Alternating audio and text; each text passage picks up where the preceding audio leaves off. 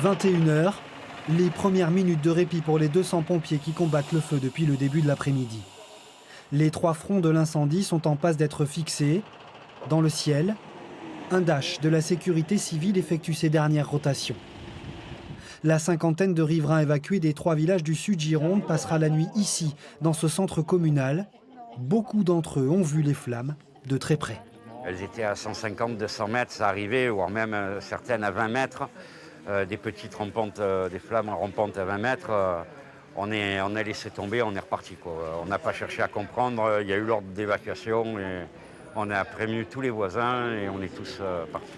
Le feu s'est déclaré en début d'après-midi. Le panache de fumée est visible à des kilomètres, les flammes progressent à grande vitesse. Des températures au-dessus de 30 degrés, un vent soutenu et le feu qui s'approche dangereusement des habitations, c'est précisément le scénario redouté par les pompiers. 3 départs de feu distincts ont été identifiés. L'origine de l'incendie pourrait être volontaire. Il y aura une enquête de gendarmerie sur les raisons. Chacun peut penser ce qu'il en est. Il y a un risque important, on le sait, avec les températures extérieures, la végétation qui est dans l'état que tout le monde connaît.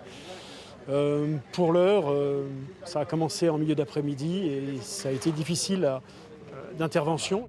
Au total, 250 hectares de pins sont partis en fumée. C'est le premier grand feu de forêt que connaît l'Aquitaine depuis le début de l'été.